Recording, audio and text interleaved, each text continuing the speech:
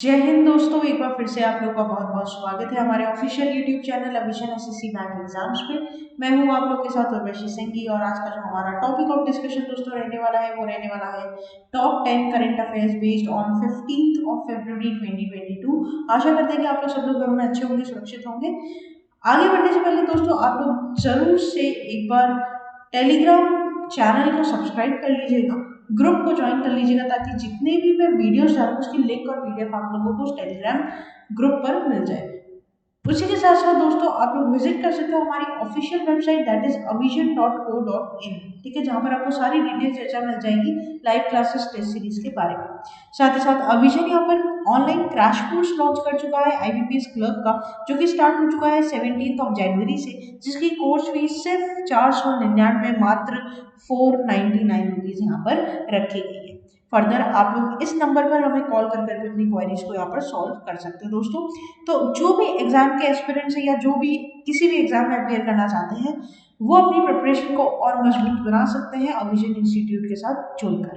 तो आप लोग एंड तक इस वीडियो को जरूर देखिएगा। डेफिनेटली यहाँ पर कुछ एग्जाम पॉइंट ऑफ व्यू से लाए गए टॉप 10 क्वेश्चंस आपके लिए इंपॉर्टेंट रहेंगे। तो चलिए फिर स्टार्ट करते हैं आज का हमारे सेशन का पहला क्वेश्चन। आपके और मेरे साथ हमारी स्क्रीन पर दोस्तों ये रहा। FICCI Cascade has dedicated which day to be observed as an anti-smuggling day every year starting from 2022?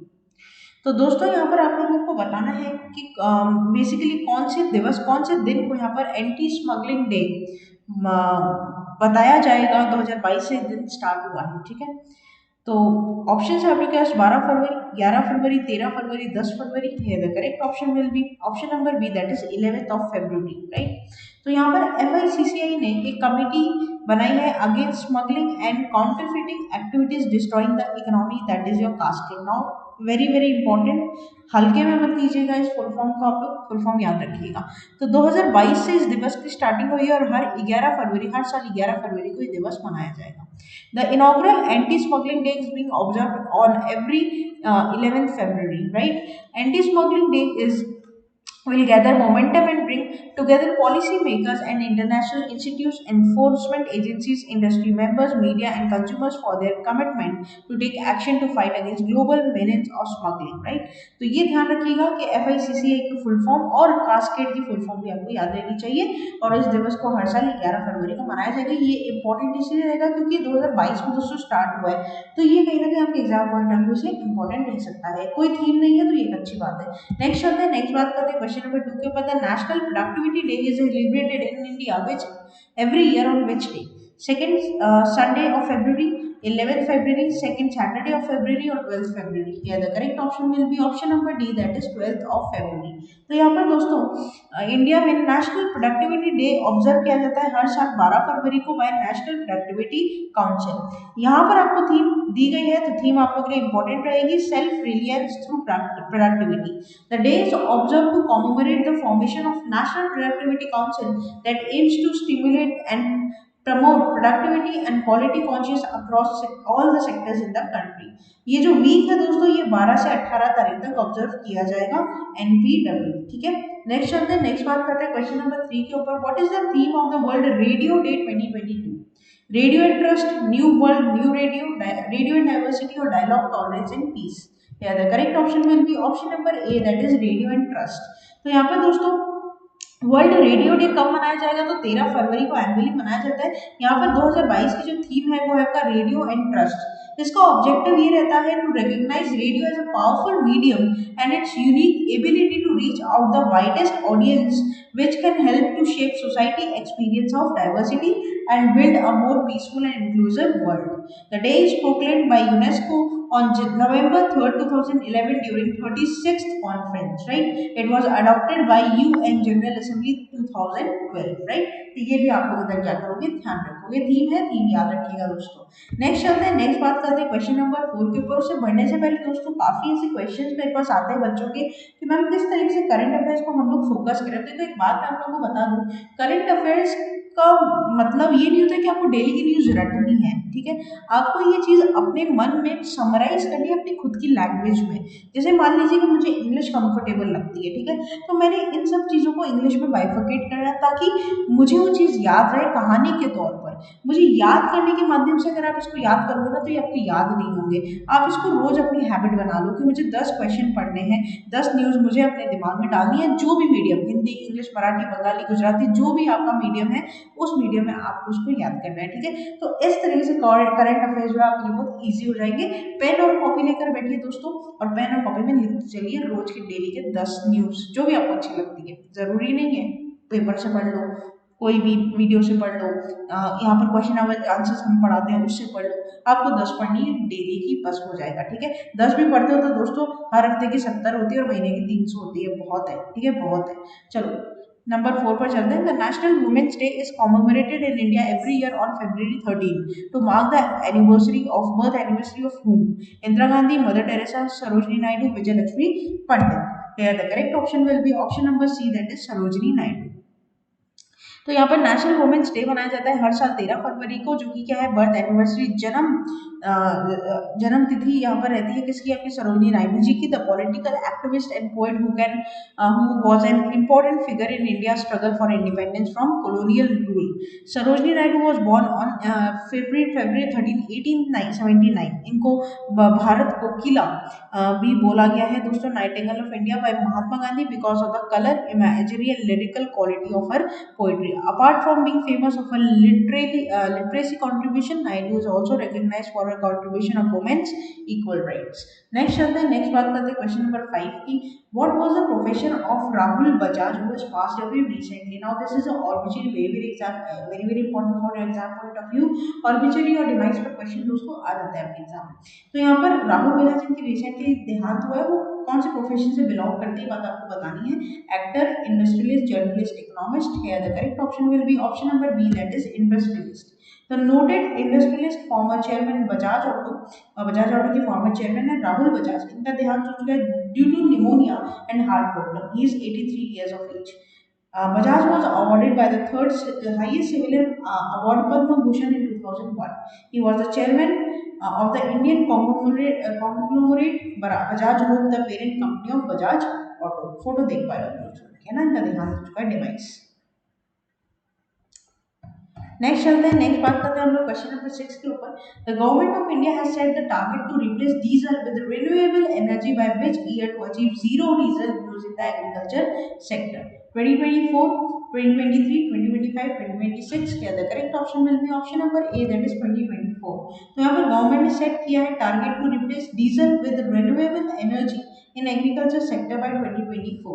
The Union Minister of Power, New Renewable Energy, R.K. Singh, has informed that the government has planned to replace diesel with renewable source of energy to achieve the target of zero diesel use in the agriculture sector by 2024। Agriculture के माध्यम में 0% आप diesel का use देखने का जो M है दोस्तों, ये 2024 तक का लिया गया है, ये बात ध्यान रखना। The initiative was part of government's commitment to increase the share of non-fossil fuels by 2030 and become a net zero emitter by 2070। Next चलते हैं क्वेश्चन नंबर 7 के ऊपर। Centre has approved to continue the scheme of modernisation of state police forces till 25-26। How much amount has been allocated to the scheme for 5 years? 21,270 crores, 26,275 crores, 29,280 crores और 23,285 crores। Here the correct option will be option number B, that is 26,275 crores। तो यहाँ पर centre ने approve किया है continuation of modernisation of MPF scheme for 5 years from 21 to 26। इसका total fund आपके लिए इम्पोर्टेंट यहाँ पर रहेगा, ठीक है। ये जो पूरा ये पॉइंट है, ये ध्यान रखना कौन सी मिनिस्ट्री के अंदर आता है, तो मिनिस्ट्री ऑफ होम अफेयर्स के अंदर आता है, ठीक है। ये भी बहुत इंपॉर्टेंट पॉइंट है। और दूसरी बात दोस्तों कि ये टेन्योर जो है ये पूरा 5 साल का यहाँ पर रहेगा, कब से कब तक, 2021 से लेकर 26 तक, ठीक है। नेक्स्ट चलते हैं, नेक्स्ट बात करते हैं क्वेश्चन नंबर 8 के ऊपर। The 2022 Mumbai International Film Festival for Documentary, Short Fiction and Animation Films is scheduled for May 2022। It will be which edition of the annual event? 10th, 25th, 17th, 12th। Here the correct option will be option number C, that is 17th।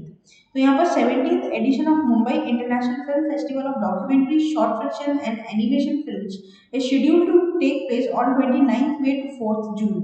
Those films which were completed between September 1 to December 31st are eligible for the entry in MIFF 2022.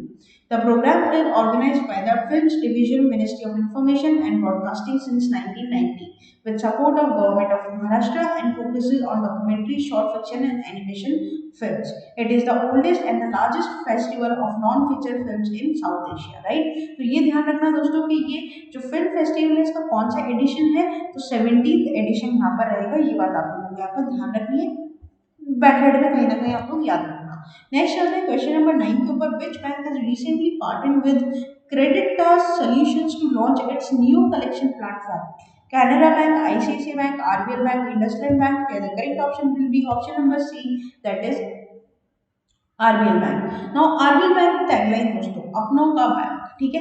इसका जो MD CEO है इसका नाम आप मुझे comment section में लिखकर बताओगे, साथ ही साथ इसका हेडक्वार्टर कहाँ पर है ये भी मुझे आप कमेंट सेक्शन में लिखकर बताओगे। तो आरबीएल बैंक जो है दोस्तों उन्होंने बेसिकली कोलैबोरेशन में आए, पार्टनरशिप की है किसके साथ, क्रेडिटास सॉल्यूशंस के साथ फॉर न्यू कलेक्शन प्लेटफॉर्म।